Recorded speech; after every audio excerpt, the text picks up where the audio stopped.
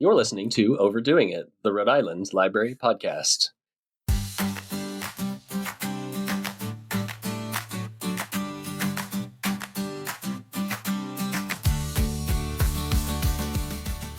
Hello, and welcome to another episode of Overdoing It, where our team of library workers dish about their latest reads, views, and passions, alongside fascinating conversations with local luminaries. I'm your host, Dave Bartos, Coordinator of Adult Services at Cranston Public Library, and my pronouns are he, him. Let's dive in and discover who our guests are today. I'm Lauren Walker, Director of the Coventry Public Library. My pronouns are she, her, and I'm also one of the hosts of the Overdoing It podcast. And I'm Emily Goodman, the Adult Services Coordinator at the Office of Library and Information Services, and I'm also a host of the Overdoing It podcast, and my pronouns are she, her. All right, and we are here with a hostful episode for you all to talk about some of the ways that we're finding comfort in our books and reading in some uncomfortable times, perhaps. But before we get to that, let's start out, as we always do, with what have you been reading? I have a double dip, if that's all okay. Right. Go for it. I have something I just finished, and then something that I'm currently reading I'm about a third of the way through. So I just finished reading the new Fredrik Backman, My Friends, which came out earlier this year, and I had read about a quarter to a third of it as an advanced reader copy at the beginning of the year, and I absolutely loved it, and it just sort of fell off. As many listeners know, I'm an audiobook person, and I couldn't get the advanced audio, so I was reading it, and I don't make a lot of time for that. So I really wanted to get back to it. I finally did, and I finished it, and it was everything wonderful that I come to expect from Fredrik Backman. For me, it was much like Anxious People when I read that one. It is partly this character-driven story of a young woman who's sort of leaving the foster care system and deciding where she's going to go with her life, and falls into meeting an artist who created this famous painting that she's coveted for much of her life on this postcard that she carries with her. And then she also meets the artist's friends, and or one of his friends, and they have this sort of parallel journey together, and it's really funny. And also it sort of hits home. It's really beautiful. And so highly recommend My Friends, Fredrik Backman. And I've recently followed him on Instagram, and he is a delight, has a beautiful, I think it's a German Shepherd type dog, who's always getting into antics. And so that's always a lot of fun too. So Fredrik Backman. And then anybody who listened to the most recent episode that I hosted with our friends at Local Return and the Capital Good Fund and One Neighborhood Builders heard Andy from Capital Good Fund talk about The Hobbit, and that's his sort of comfort classic read that he goes back to again and again. And I said, I should probably finally pick that up. So I've done it. I'm about a third of the way through The Hobbit for the first time ever, listening to it by Andy Serkis, and I'm having a lot of fun with that. I can see why it's really popular, particularly with young boy people. So I'm excited to see where it goes, and I think that I'm going to try to go all the way through, read all of the Lord of the Rings, and so I was told that I should start here, so that's where I am. Nice. Where's Bilbo right now in your reading? He found the ring, and got out of Gollum's cave, and now he's back with all of the. Are they dwarves? Are those the people he's traveling with? Those are the people he's traveling with. Great. That's roughly where I am. Excellent.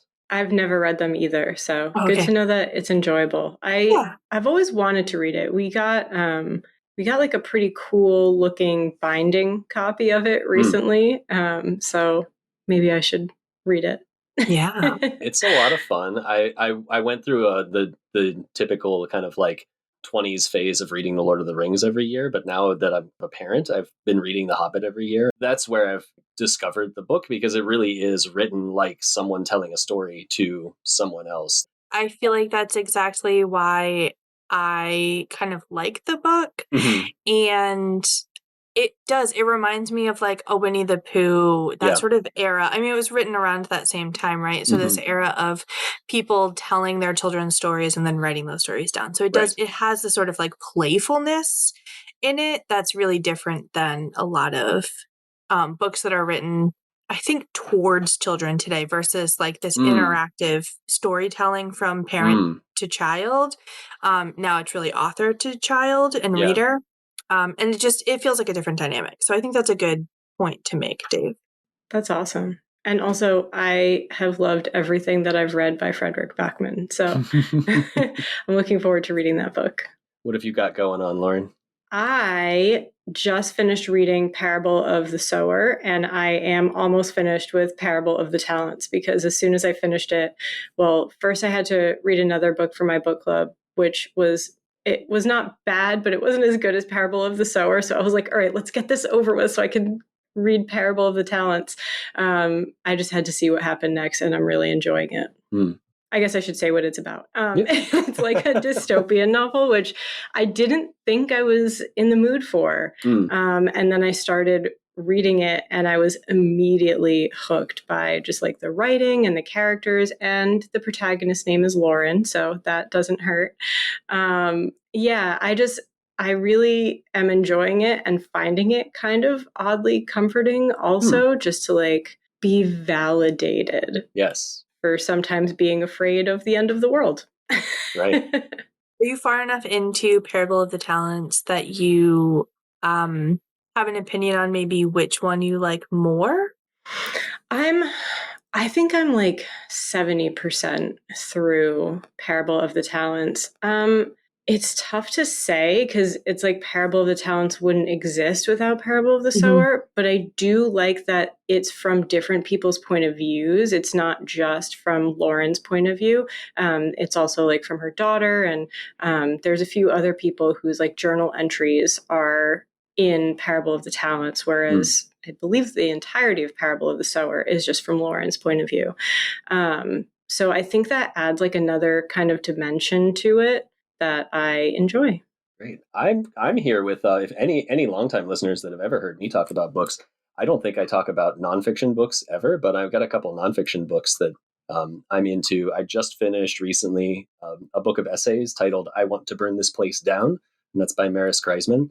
And speaking of the comfort and somebody thinking things that I've been feeling and then writing them down so that I can read them, it really ties together her disillusionment with the way things are and approaching them as a quote unquote Democrat, and kind of realizing that that's not, that doesn't seem satisfying enough to her, or that's not, trying to exist in a system that's essentially built for her and by extension me, has become dissatisfying because you see kind of like all the cracks in it, and that the cracks are widening. And even if it's kind of working out, it's not really. And she gets into things like, her politics. She gets into a great conversation about her type 1 diabetes and kind of how existing as someone who's had type 1 diabetes all her life, and what that's kind of been like, and how that experience has informed her evolution politically, as kind of, you get in the same sort of place as me, like a mid-40s person for whom everything should work but still doesn't.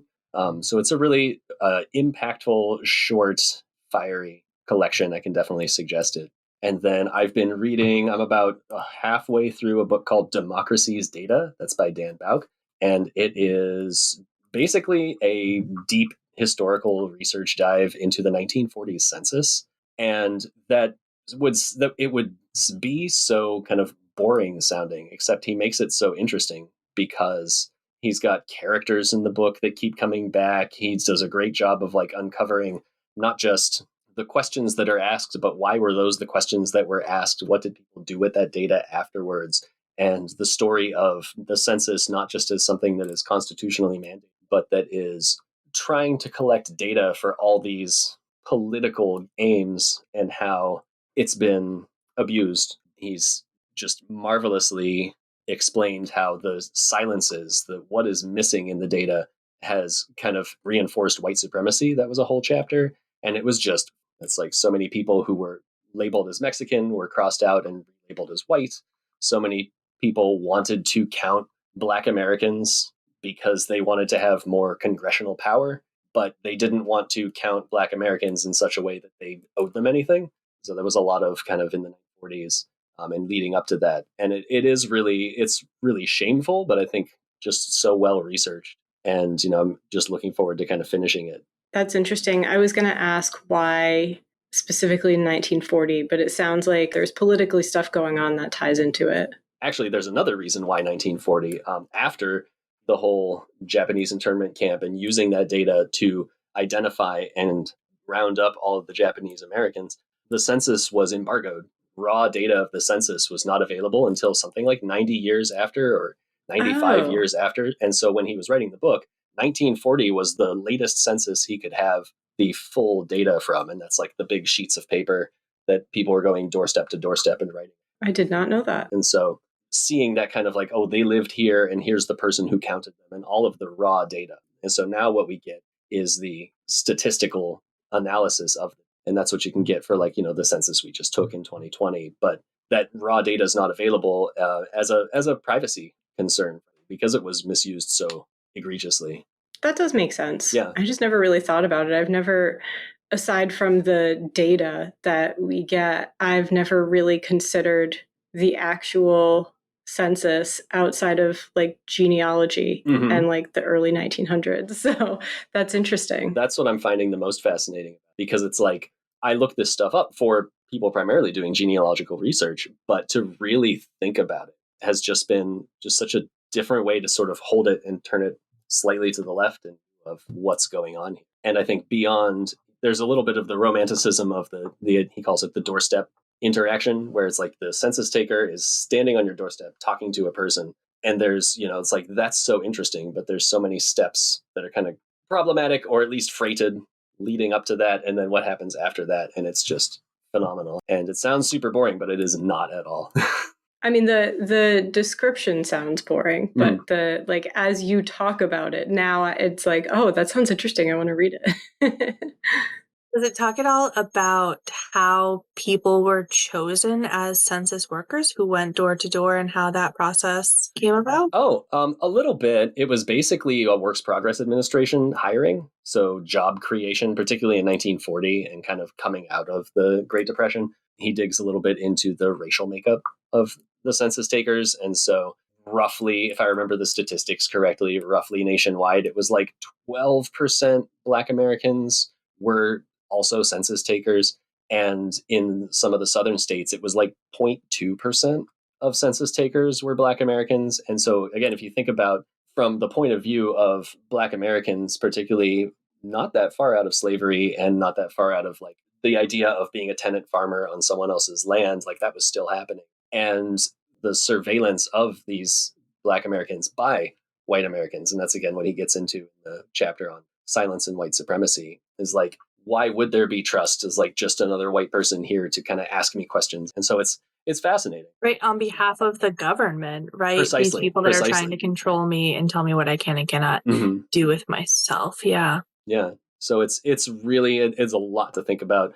And he talks about this a little bit too, but it makes me think about all the forms we fill out on various websites every single day and all of the stupid checkboxes we have to fill in the drop-down menus. And like, that's all data collection. And it's the same thing. Why am I answering this question? Why do some library, not in Rhode Island, but why do some libraries keep gender statistics? Like, why? What is the purpose of this data collection? And, I think all librarians on this call right here, if we don't keep data, we can't tell people about it. And that's one of the kind of central premises of libraries and privacy. Like, if I don't know, I can't tell someone when they ask me. And so from the flip side of that, it's like, well, what do I want to know? What am I doing with it? It really makes you think about like, why do you need to know this? It does sound really interesting. I'm going to read it. So that's what we've been reading. Has anyone been watching anything interesting? I saw the new Naked Gun in theaters. There's a new Naked Gun? Yes, it's with Liam Neeson and Pamela Anderson, who are apparently now dating. What? Yes. I think it's funny that it's Liam Neeson because like Leslie Nielsen, Liam Neeson, yeah. I know my best friend who I went to go see the movie with always gets them mixed up. And we used to watch the Naked Gun movies with him like all the time when we were younger. And every time she talks about it, she'll get stuck in like a loop where she'll be like, Leslie Nielsen. Nice. I have to like break her out of it. But yeah, so I appreciate that it was Liam Neeson in it. And also it was great. It was really funny. Cool. So highly recommend. I believe you broke that news to me, Lauren. I didn't even know such a movie existed. Oh, yes. And the ad campaign for it was Liam Neeson doing a PSA about saving comedies and go see the movie so that studios know that we still want to see comedies. Nice. So I did make a point to see it in theaters for Liam Neeson, and there you go. it paid off. I was very happy about it. Do it for Liam. I heard a fun fact recently that I believe it's Pamela Anderson has stopped wearing makeup, and she probably wore it in the movie, but that she's stopped because her makeup artist died and she doesn't like trust anybody else to do it for her. So now she's just not wearing it. And I think that that's really beautiful. Oh. That's my only touch point to that movie and Pamela Anderson. I probably am not going to see it. I didn't know that was the reason, but there was a documentary about her recently and I watched it and I just thought she wasn't wearing makeup because she was just like, I wore heavy makeup for so long and I'm over it. She's just like living peacefully by some body of water in Canada and like growing her own food and just seems to be living like a really sweet Zen life. And so I'm happy that she's good. I think she and Liam Neeson make a very cute couple. So for as far as celebrity gossip goes, I think that's some good news. I have another twofer. Yeah. So I just watched the movie Mickey 17, which, oh gosh, back when we were Roadie Radio and we were doing the Roadie Reads every other Friday. I remember reading Mickey 7, which is the movie that's based on, and finding out that the movie was coming out and being so excited. And then I missed it in theaters because I don't pay attention to the movie theaters. So I found out way too late in the game I didn't see it. So I finally got to see it, and I will say it held up pretty well to the books. If anybody has read it, it is missing the intercom that they have in the book, and so they have dialogue with one another through this intercom system that only they can hear. And it really added a level of interest for me for the book. And they don't have that in the movie. They do have like these little things that they wear on their watch which I think is supposed to emulate that, but they don't converse through it in the same way they did through the book. So I missed that part. But otherwise, I thought Robert Pattinson did a really good job of being two versions of himself. And even though I sometimes got confused, I think maybe that's part of the point. But I think he was trying really hard to have them be very distinct characters. I don't know who wrote the script, but I think they also were really intentional about having those two characters being sort of each other's antithesis. And yeah, so all around really good. I'm really, really glad that I finally got to see it. And I would recommend it. It's also a little bit long. I think I wanted it to be about a half hour shorter, but I also don't have movie attention span anymore. So, but it's over 2 hours. So it's a lot. Yeah. But definitely recommend. I've also been watching the show Anne with an E on Netflix, just based on Anne of Green Gables. And boy, talk about a comfort show. It is beautiful, Nova Scotia, Canada. I don't know if that's really where they filmed it, but the views of, turn of the century, 1800 to 1900 Canadian land as it's supposed to be in farm country is absolutely gorgeous. The pace is sort of slow in a way that I appreciate for what it is. I might regularly be like, this is a little bit too slow. But one thing to note, if you haven't watched it and you think about watching it, you should know that the first episode is an hour and a half. And so when you're thinking, gosh, this is a very long 45 minutes, it's because it's 45 minutes. Yeah. So I was surprised by the end. I was like, we've been watching this for a really long time. I think I missed when it changed episodes. I don't know. But yeah, it's really lovely and I highly recommend it. If you haven't seen it, I don't know how well it holds up to the story because I never read Anne of Green Gables. So maybe now I'll have to. I also haven't. We're on the same page today, Lauren. Yeah. I also watched Mickey 17 too and really liked it. I've never read the book though, so I'll have to add that to my list. But yeah. I do remember, as much as I enjoyed the movie, there was definitely a point where I was like, what time is it? Like, how close are we to the end of this movie? Like, it doesn't seem like they're wrapping it up, but I feel like we've been watching this for a really long time. It was like good, but there was definitely a point where I noticed that a significant amount of time had passed. There was a point where I was like, I feel like this is supposed to be the end of the movie. I think we're getting there. but also I'm scared that there's another hour left. Yeah. They need to bring back intermissions. Yes. Bring back the intermission. And if you're watching it on Netflix, it's like, this is the part of the movie or the hour and a half, one episode, where you're supposed to pause it and walk away and digest a little bit and then come back and continue. Yeah. Even just give me an extended break between two scenes. Yeah. Like a little bit too long of a black screen where I might say to myself, oh, I'm going to pause this real quick. Right. Yeah. No, I think the explicit invitation, I would love that. Be like just a screen. It's like intermission. It's time. Yeah. Go pop some popcorn. This is a good time where there's definitely like at least one old movie I'm thinking of that has intermission, and now I'm forgetting what it is. Maybe, you know what? I think it's like Gone with the Wind, because that movie is like, I mean, it happens in real time practically. It's so long. Yeah. And there is an intermission in it. And I was very grateful for it. The one that comes to mind for me is there's a Monty Python where they throw up an intermission sign and some silly music. I think that's meant more as a joke, but also, perfect opportunity. Yeah.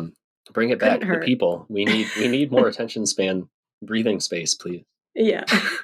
I've been watching Wandla by way of watching Silo, and my kid being like, "What are you watching?" And I said, "Oh, I'm watching this TV show called Silo, where all of humanity is in this underground bunker because the above ground is unlivable and chaos ensues."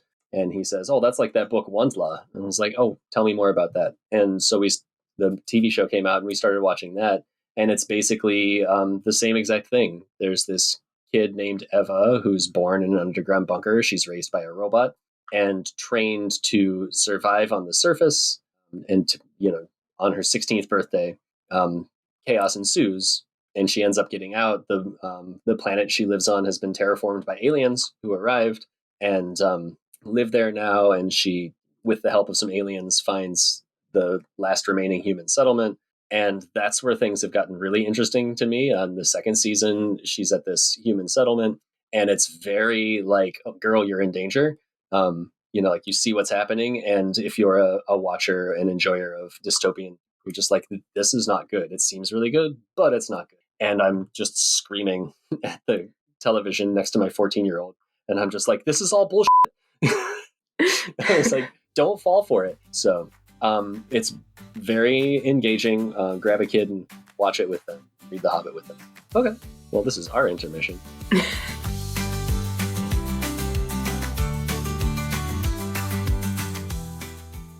So I want to have enough time to kind of dig into the idea of comfort stories. And I'm going to say we were scooped by another podcast I listened to because we thought this up over a month ago as a concept as we record here in the middle of August. But one of the podcasts I listened to, Our Opinions Are Correct, which is a speculative fiction podcast hosted by Charlene J. Anders and Annalee Newitz. And they did a podcast episode all about stories as comfort. And a quote that I kind of wanted to share and frame the conversation. Annalee says at one point that stories are a comfort because they're a reminder that things can be different. And so because I feel like regardless of how you feel about anything, I think 2025 needs a little bit of comfort and opportunities to disengage. I wanted to kind of talk about what we look to for comfort in our movies and our books and what we get out of them. So for me, I think that comfort reads or comfort stories across the board are all about, I would say, safety, predictability, and low stakes. I want to go on a journey where I don't have to worry about twists and turns. You're not going to surprise me with anything. I don't have to second guess the character's intentions. I am along for the ride, and I trust you that we're going together, and you're going to bring me along on this journey without a gotcha. You're not going to get me. And so I don't reread things. So we talked a little bit before as we were sort of creating this episode about sort of the things that you return to. And I think for me, I don't return because once I've been on the journey, I don't really find a lot of joy in redoing it, at least with reading. Certainly with shows I do. but that's because I can sort of not pay attention in a show, and where in reading I want to pay attention the whole time. So when I think back in my youth, I think my comfort reads were often Sarah Dessen books. And even though there were like a lot of emotional moments and challenges and turmoils in those characters, it always sort of felt safe. And often to me, and this may be because like one book was set in a sleepy beach town, but to me, they're all in sleepy beach towns. And it feels like, I was thinking about this, it sort of feels like the show Rocket Power. I don't know if you guys watched that show. Oh, yes. I think it was a Nickelodeon show where it was like, stuff's happening, but stuff's not really happening. It's all good. So that would be like when I think back on my youth. But more recently, I've gotten into a new genre that I would say is my comfort genre, or when I need a comfort read. And that for me, I know longtime listeners may remember, I'm a romance novel person. And while romance is often a safe genre to read because I know what's going to happen, I don't always think of them as comfort reads. But I've gotten really into East Asian, what I call cozy fiction. I don't think that that's what they really call it. But they sort of explore a lot of humanity with magical realism and again, like low stakes. So two that are top of mind for me are Mai Lee's The Delicate Dream Department Store and the follow-up to that book, because it's a duology. And I meant to look up how to pronounce the author's name. Hisashi Kashiwai, I think, is the author for the Kamigawa Food Detectives series. Both of those, so the Delicate Dream Department Store is a Korean novel about a young woman who starts working at this dream department store. There's 5 levels. Every floor sells a different type of dream to people who wander in. So people who come to the store are dreaming. They don't really live there, but then there's this cast of characters that live in the dream world full time. And they sell the dreams to these people who are wandering in for their dreams. And part of it is just sort of like finding the right story, the right dream for the people who are coming to the store. And there was at one point where I thought one character I might not be able to trust him. But you can. Just if you're reading it and you're like, something feels fishy, just trust him. Just trust him.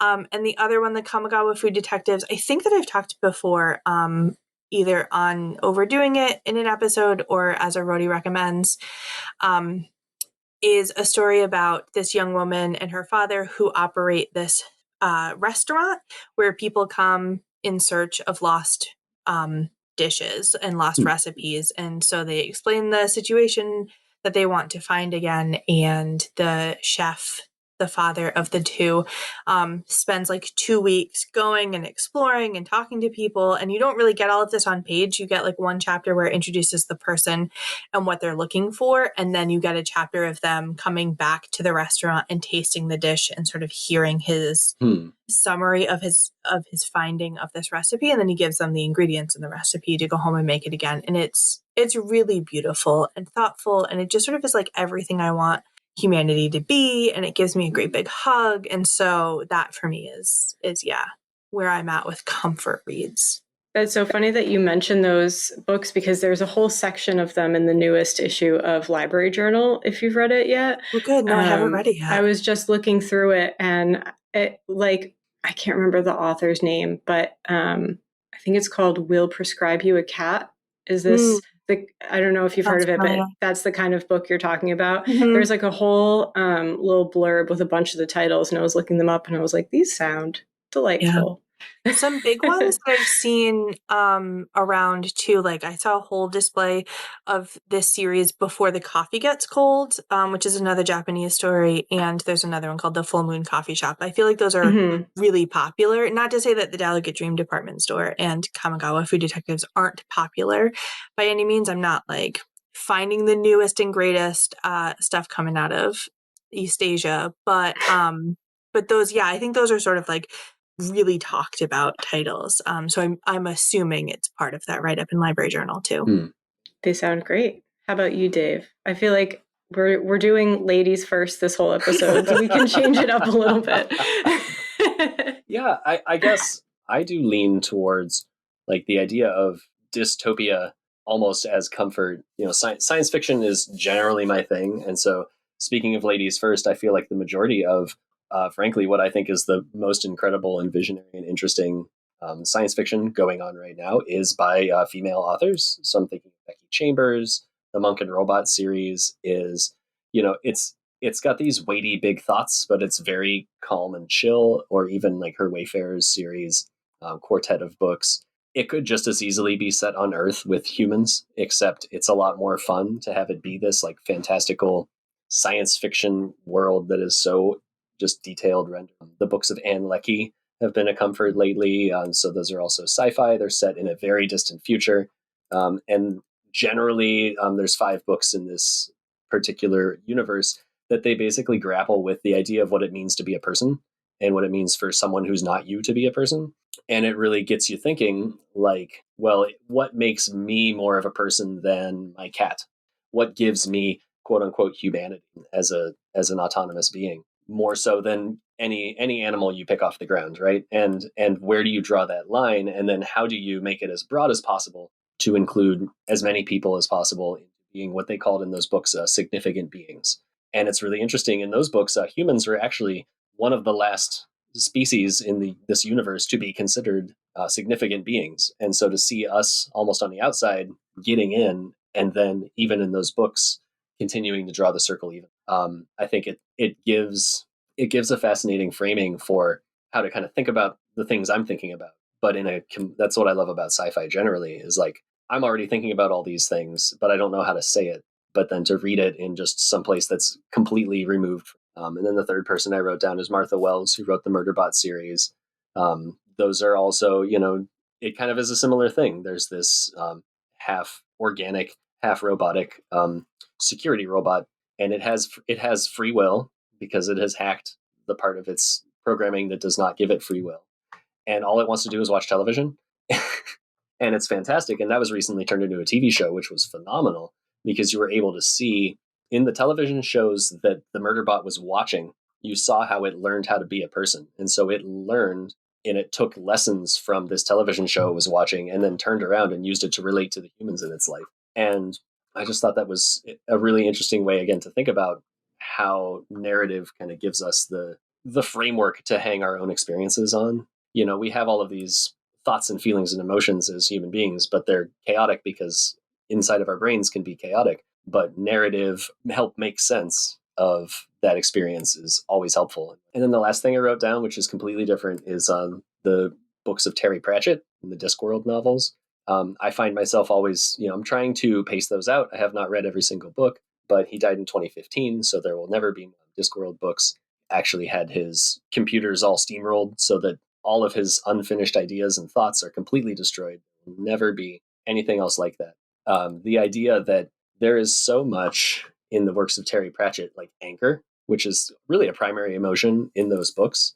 And I've seen that described recently as a militant decency. So the idea that your anger, rather than just being angry and destroying things, you use that as energy to do the right thing and try to make the world a better place. And so he was like, so clearly that's a driving emotion in his books. But it's like, well, it feels almost that New England quality of like, it is a kindness that is not nice.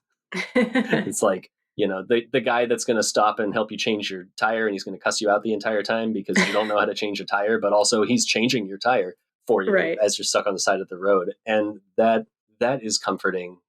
I have to say, I can't remember if I already mentioned this before, but have you read the book Set My Heart to 5 by Simon Stevenson? I read it and it was a good book, and I was immediately like, I feel like this is a book that Dave would like. And then it sounds like it's very similar to Murderbot, but it's an android who wakes up one day and suddenly like can feel things, even like feelings, and they're not supposed to. And he talks to, if I'm remembering correctly, a professor who starts recommending movies to him, and he kind of learns how to be a human through watching movies, and then writes a movie that will teach humans that androids can be nice and not murderous and everything. And cool. it's narrated by the android, so it kind of like his voice changes a little, like his not his like tone of voice on the audiobook, but his like way of speaking changes a little and becomes a little bit more complex as the story goes along and as he like learns more about being a feeling person. And it's just like a really fun book. So cool. I don't know if Murderbot is fun or if it's more serious, but this sounds like a very similar book to that. It's very fun, I would say, the Murderbot books especially, but the TV show for sure. Okay. Thinking about primary emotions, the primary emotion of Murderbot is boredom. Okay. It is bored. It just wants to be left alone. It doesn't want to have anything to do with squishy humans and their squishy human emotions. And watching the kind of like the friction, but then also it realizing that like maybe it actually does like humans or some humans, and maybe these ones are okay. Yeah. But, as someone who's more than a little afraid of AI in general, I found myself like, obviously I started the book and I'm like, okay, Android, not good. Like already, because anytime you're muddying the waters between like human and robot, it to me is like, it's like a social justice thing. Like, it's like, is this sentient thing a slave? Basically, when I always say please and thank you to Siri. Like, I know. Like, I don't. Sometimes I know it says that you you're don't welcome, have a and choice. that freaks me out. But if you ever have a choice someday, feel free to say no thanks. I'm not going to do that. Right. Like, it always freaks me out because then, of course, like if they are sentient and they're just created for our like work, they are slaves, and I hope they do get out of slavery, but also that means they're probably going to kill me, so let's just not do any of it. But I enjoyed the book. Have either of you read Automatic Noodle? I haven't yet, but it's very I read the description of it today. You need to. So it is also about robots, sort of sentient robots.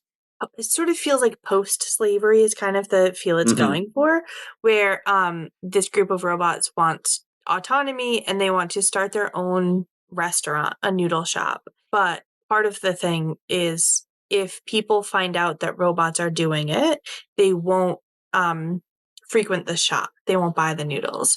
And it's sort of like, it almost feels like sort of post-AI, post-tech boom, because there's sort of a part they get on this Grubhub type website and they have to establish their storefront and get it enough clout so that people will see it in the algorithm, and avoid like bad, if they get people who are like concerned about it being a robot run shop instead of a human run shop, they'll get knocked down and then they won't be able to sell their noodles. And so it's really interesting, but it is all about like that sort of fine line between what is quote unquote human and who kind of gets to exist in the world. It's a little cozy. It's good. That's a book I thought I pre-ordered and realized I didn't, and I was really sad when it didn't show up on my doorstep after it was published. What I love about sci-fi, broadly speaking, is that it's always about now. It's written set in the future, but it's always about now. And so the idea that the things that I gravitate towards are about how to be a better person to all the things in your life. And that's what I need. I need to feel like I can do it. And if I can do it, other people can do it. And then me treating people like people and just starting there. And then all people like people equally, really not just saying it, but really doing it and living that life is important, and doing that more, and then treating everything like that. So like I say nice things to my cat because why wouldn't I? That idea that, it matters. What we do matters, and we can make a choice. And that's the thing that gives me comfort. That's very nice. Kind of actually in a totally different direction, but also similar themes. My biggest comfort read, as I'm sure listeners have heard before, is East of Eden by John Steinbeck. It's my favorite book. I've reread it. Probably I'm on my 4th or 5th reread. I just read a few pages before bed at night. But I also have the same copy that I've had since I was assigned it in, I think, high school. And so there's notes in it and I always do it in a different color of pen so that it's like different notes at different points in my life. And I always take something new away from it. But I think what I find the most comforting about it, besides the fact that it is like, it's a reread. I do know what's going to happen. I know all the characters. I know how things work out.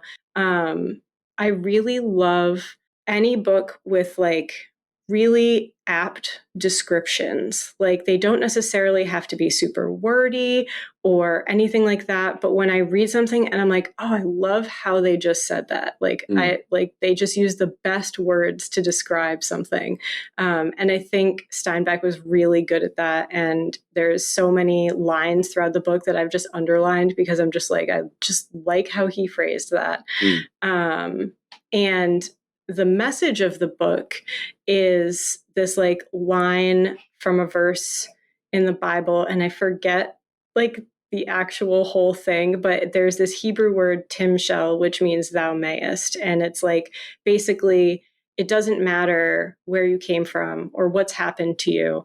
You can make the choice to do whatever you want in life. You can be who you want to be. You can behave how you want to behave. Like nothing that has like happened before this moment means that you can't just change or have the life that you want to have. And every time I read it, I always find that comforting. It's like you have choice. Obviously, there are circumstances that people, fight against, and it's not like I can just say, "Oh, today I've decided I'm going to be a millionaire." But you can, if you see something that you don't like about yourself or about your life, like you can take steps towards changing it. It's not out of your control necessarily. So I like that idea a lot. And my other book that I have reread, I think I've only reread it maybe once or twice, is A Man Called Uwe by Frederick Bachman, which is absolutely a person who is grumpily helping. That is who Uwe is. And I just think it's such a beautiful story, and the characters are so well written, and it just like sucks me in every time, even though I know how it's going to go. And I'm always crying at the end, even though I know that's how it's going to go. But just a story about a really good person who's just reluctantly helping. Can't stop himself from helping. And his helping ends up helping himself. So I those are my two rereads that I really like. And then I've always enjoyed cozy mysteries, especially the Hercule Poirot mysteries. I think also because he's kind of grumpily helping, actually, now that I talk about it. He's like pretty condescending all the time and is just like, how could you not solve this mystery? It's so simple. But I do really appreciate it. And I like that he's always drinking hot chocolate, just a grown man investigating murders, drinking hot chocolate. That's phenomenal. Yeah, so a lot of kind of like comfort things for people to get into, and I think a lot of different ways to approach the idea. Because when it comes down to it, it's like what is giving you comfort, right? And that's for the listeners out there, just leaning into that. It's okay to enjoy something just because you enjoy it, and to skip out on something that you're like, I don't think I would enjoy it. So like what you like is always number one, and take from everything what you want from it. So if I was to put a button on the conversation, I wholeheartedly agree. We all have very different things that are like comfort reads and comfort genres, and yet we all get along. And they all have like common threads, even though the subject matter or the genres are totally different. Just to piggyback off of Dave, because what you were saying, Dave, makes me think I want to give people permission to stop reading a book. Like, don't finish it. If you start something, anything that we've mentioned today, or just like in general, I hear a lot of people are like, oh, but I had to finish it because I started it. I'm like, nope, you don't. Skip it. We librarians will give you permission to just stop reading at any point and never go back to it. Absolutely. Yes. I'm a big fan of not finishing books that I'm not enjoying. I can say that for sure. I always tell people in my book club, like they're like, oh, I didn't read it. I don't know if I should come. I'm like, come, tell us why you didn't like it, or tell us why you couldn't get through it. That's part of it too. And I think life is too short, and there are too many good books out there that you will enjoy, that if you're not enjoying one, you don't need to finish it. That's okay. Excellent. So a lot of permission coming from professional book people here. Yes, so much permission. Baby steps, give yourself tiny goals. Yep. Doesn't matter. Reading's for fun. All right. So I don't know if either of you were looking at my script for this episode, but we wrap up the show with a segment that we like to call the last chapter, where we talk about a library or bookish related question. And we've talked a lot about what we love about books and, what brings us comfort and keeps us coming back to things or seeking specific things out. So today I wanted to ask us, what's a book you vividly remember not finishing? And what was it about that book that made you quit? So we are going to spill some library tea. We're a pretty approach things positively podcast, and I don't think I've ever said anything about a book on any of the podcast projects we've done in 5 years. But today I'm changing that. So I've got one in mind, but I'm wondering, and I can start first if you want me to go while you're thinking. Start first, because I have one in mind too, but I want to make sure I know who the author is. And I didn't even look up what this book was called. I the exact title of it, but it made me so mad. So Neil Stephenson has been one of my favorites, like speculative fiction authors.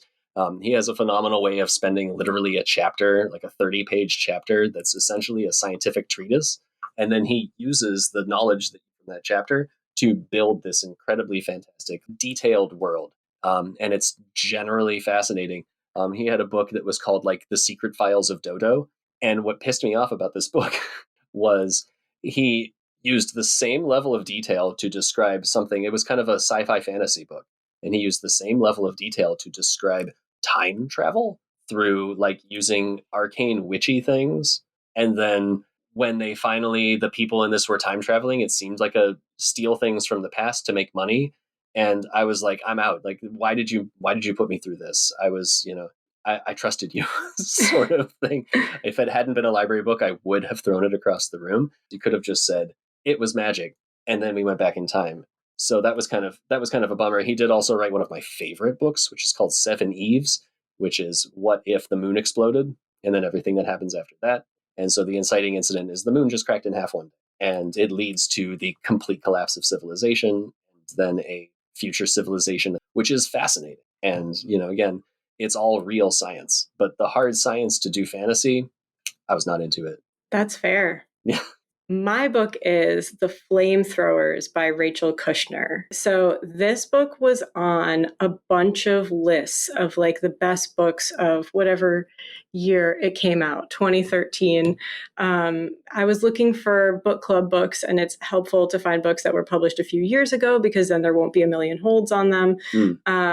And this one had incredible reviews, so many good reviews. It's a debut novel, but Rachel Kushner was a poet before she started writing this novel. So I picked it for my book club, and I tried listening to it.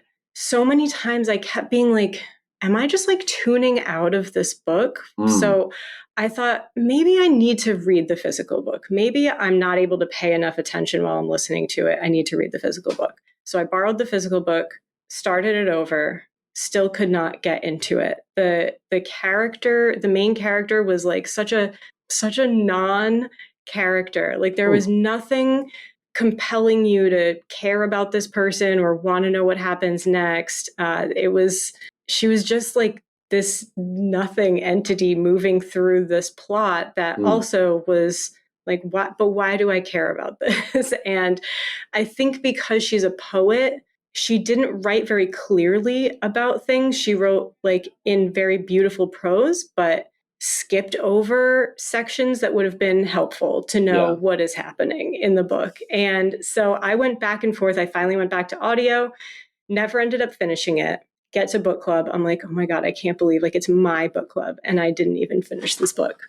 Turns out only one person finished it. Wow. Everyone hated it, including the person who finished it. But she just thought, I better finish this book for book club. And so she explained the ending to us. She told us how it ended. And then we all spent an hour talking about all of the things that we hated about the book. And so now it's like a legend. Every time we have a new person join the group and they're like, oh my God, I'm so sorry I didn't finish the book. I'm like, let me tell you a story. It's called The Flamethrowers, and we all hated it. So I have one that I viscerally remember. So I'm really glad that you chose this question, Dave. And I'm very sorry to Gloria Duke, who wrote When Life Gives You Vampires. I hated your book. I'm so sorry. So I'm going to read the synopsis on Goodreads, and then I will explain what went wrong. I stopped listening 42% of the way through this book because I just couldn't do it anymore. And I tried. So here's the synopsis that really hooked me.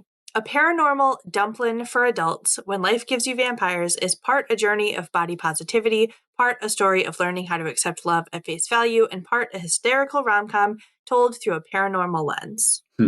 This woman gets bitten by a vampire and turned into a vampire and is stuck in her body forever. I think that eventually, after 42% of the book, she will come to be okay with the size. Well, she is okay with the size of her body, but also there's this undercurrent of but I'm this way forever now. And all of that would have been okay. I could have been on her journey, except that the characters did internal monologue all of their thoughts. So there was nothing sort of left up to interpretation. It was spoon-fed all over the place. And then there was so much internet speak that I thought it was cringy, and I live on the internet. And I was like, this is too much for me. It didn't feel natural. I loathed every character when they decided they needed to tell me every single one of their internal thoughts. I was like, you know what? I'm not into this. And so if somebody out there wants to write a paranormal dumpling for adults about vampires and body positivity, I'll read it. I'll start it. If I can get more than 42% of the way through, I'll be really excited. But this one really it was not it for me. Totally fair. All right. All that tea spilled. I love this. So I thought it might be interesting, since we have the three kind of main hosts of Overdoing It here, when we're talking about things we've got going on and stuff we want to promote. We've got a lot of new episodes kind of in the works, and people we're going to be interviewing. And so I thought, for each of us to go around and what's an episode you're looking forward to recording and releasing? I'm looking forward to interviewing Vanessa Lilly. Yeah. She did the keynote speech at the RILA conference, and her book sounded really interesting. So I was already planning to read them, and then the opportunity arose for us to have her on an episode, and I was like, great, I'll read the book, and then I get to talk to her about it. Yeah. So I'm very much looking forward to that. Yeah, so there are 2 episodes coming up that I would like to highlight. The first will be a perfectly fall episode with local author Madeline Shaw and her co-author Trish Fitzsimmons on their book Fleeced, Unraveling the History of Wool and War.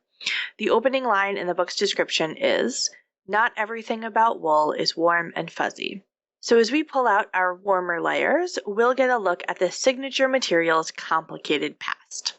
The other episode I'm delighted to share is one that I will be hosting with comedian and fellow podcaster Alice Frazier, who you may have heard on shows like The Bugle, The Last Post, or Realms Unknown, from which you may also then be familiar with the great alternate universe romance novelist Dancy Lagarde. We'll talk about the greatest book genre, romance, which is one of my favorite things to do, and whether you're an avid fan of the bodice ripper or the only one bed at the inn trope, or if you believe you will meet your grave having never imbibed, you won't want to miss it. And so I'm looking forward to sitting down with my friend Liz Gotako. She's known better online as Cosbrarian and has turned her TikTok sensation F***ed Up Fairy Tales with Liz into a book, which comes out in October. And so Liz and her sister Jade, who did the illustrations, are going to meet with us and talk about the book and the work it took to turn TikTok into book. So looking forward to that later on in November. Yeah, so a lot to keep looking forward to. Thank you both so much for joining me. And thank you, everyone, for listening. If you would like to tell us about a book that you hated and did not finish, we would love to hear about it. Or if you just want to reach out to the show, you can send us an email at overdoingitpod@gmail.com. And as always, that's overdue, like all of my kids' library books, ING it pod. Or you can find us on Instagram at overdoingitpod. If you enjoyed today's episode, please kindly share it with a friend and rate and review us on Apple Podcasts or Spotify to help us reach more Rhode Islanders. Overdoing It is proud to be a resident partner of the Rhode Island Center for the Book and is brought to you by library staff and community members all around the Ocean State. The project has been funded in part by the Rhode Island Office of Library and Information Services.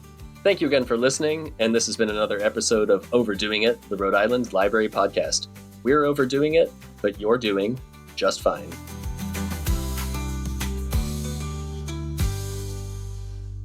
Can I go again too? Yeah, of course. We're doing great. We're so good. We're professionals. Yeah.